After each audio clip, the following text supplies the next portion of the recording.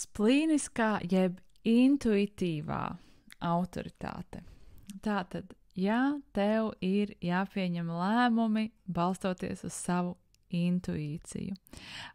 Es šo saucu vai nu tātad intuitīvais manifestors, intuitīvais padomdevējs, projektors. Tātad jums unikāla autoritāte, ja šī ir. Tad ir jāsaprot, ka šī ir ļoti spontāna, ļoti strauja, ļoti šeit un tagad, tikai tagadnes mirklī reaģēt spējīga autoritāte. Ja? Jo pēc būtības tātad tas nāk no tava liesas centra, kas ir par instinktiem, kas ir par intuīciju. To mēs saucam par instinktīvo zināšanu. Ja?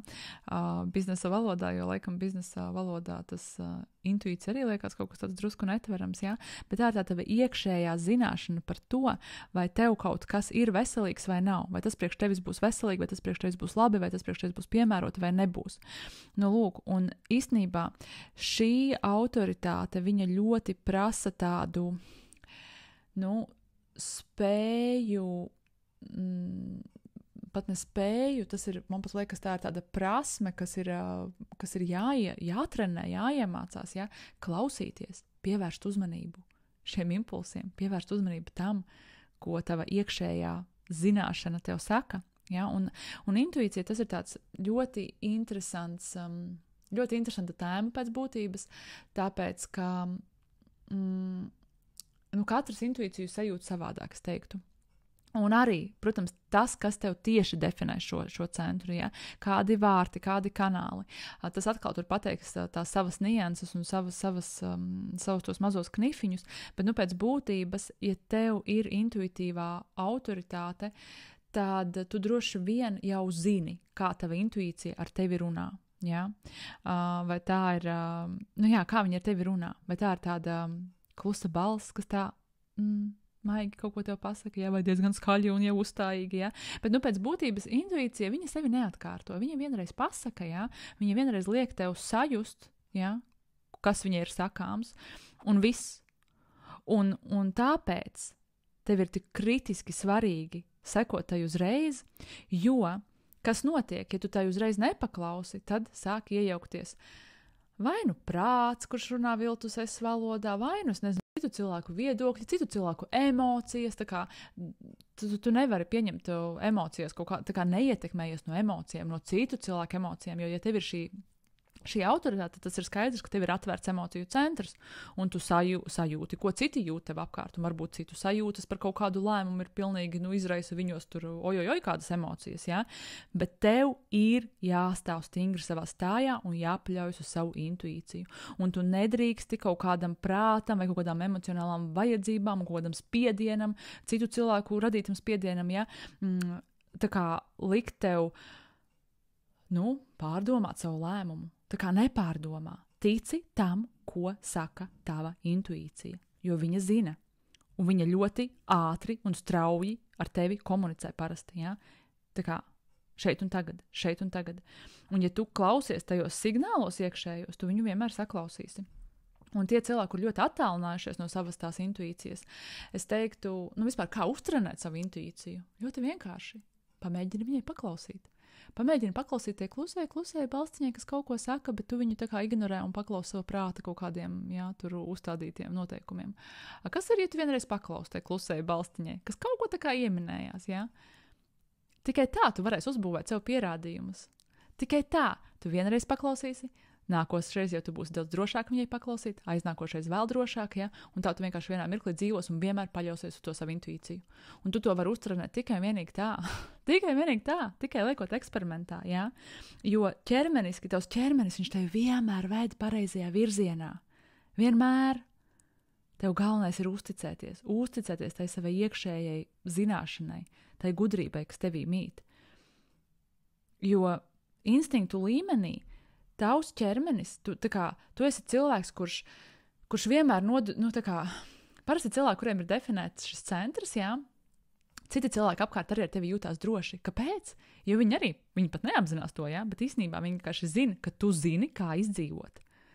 Ka tev ir labi instinkti, ka tev ir laba intuīcija, un tie cilvēki, kuriem šis centrs, piemēram, ir atvērts, viņi pievelkās tev, jo viņi jūt, ar šito cilvēku ir droši, viņš zina, viņiem ir instinkti.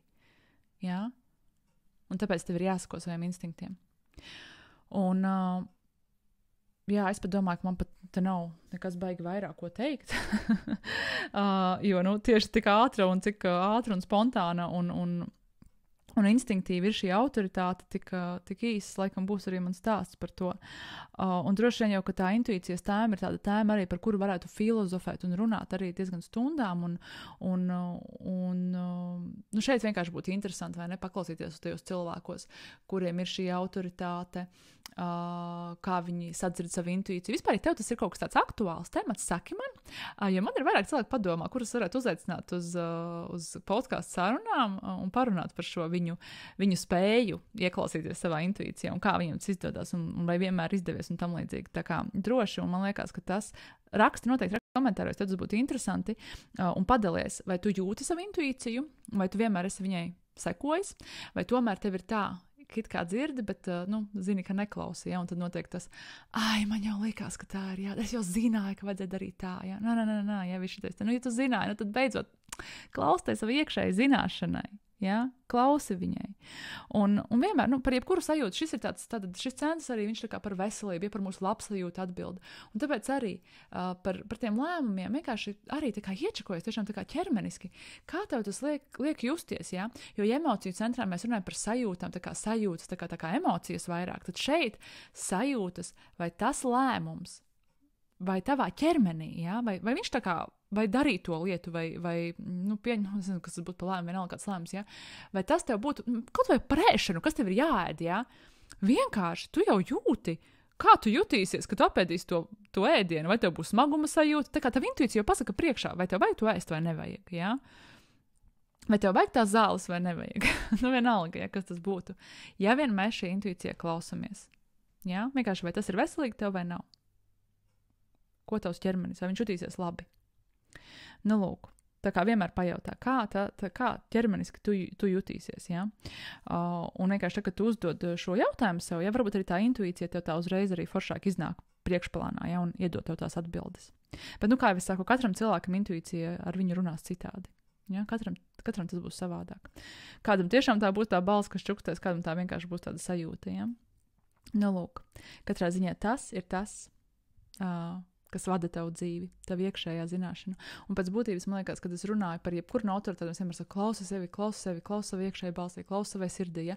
Un ir visi šie teicieni, ja? Bet īstenībā ir šīs nianses, kuram tad ir šī kā tad tā iekšējā sajūta ar tevi runā. Un ar tevi runā šī intuīcija, ar kādu runā vairāk viņa vilkme, ar kādu vairāk runā viņa emocijas. Un katram ir kaut kas cits, kas ar viņu runā. Tālūk. Tā kā es ceru, ka tev radās izpratne, un es tiešām gribēšu dzirdēt tavu pieredzi ar šo autoritāti, ja tā ir tavējā. Ja? Un varbūt arī tās interesanti var salīdzināt, ja tu apzini, kas tev ir apkārt kāda cilvēka, ja? Un tad ieraudzīt arī tās atšķirības, kā darbojas tie, kuriem ir šī intuitīva autoritāte un kā darbojas, piemēram, tie, kuriem ir emocionālā, kuri vispār nevar tā kā ātri pieņemt lēmumus. Ja? Un es vienmēr saku, ir forši, ka, piemēram, attiecībās, piemēram, ja vienam partnerim ir intuitīva un otram, piemēram, emocionālā, bet ir kaut kāds lēmums, liels lēmums, bet viņš ir jāpieņem diezgan strauji, tad es vienmēr saku, piemēram, ir sievietes, kas vienmēr nāk, viņiem ir emocionāla autoritāte, es saku, skaties, tev vīrim ir intuitīvā, skaties, ko ja ir tāda liela lēmuma, vienkārši prasi viņam. Un prasi, kāda ir viņam pirmā sajūta, ja? Un tam vīrietim arī viņam nav jāzina, vai viņam tur tā kā vienkārši paprasi viņam biežāk, kāda ir tev pirmā sajūta. Viņš ar prātu jau tur sāka domāt un atbildēt, bet paprasi, es neprasu tev, ko tur prātu domā, es neprasu plusu mīnus, es prasu, kāda bija tava pirmā sajūta. Ja? Un šitā tad var uzvedināt arī tos savus partnerus, kuriem ir šīs autoritātes, ja? Tā kā izvilkt no viņiem un tā kā aizdomāties tiešām arī par to, ko tad tā pirmā sajūta saka, ja?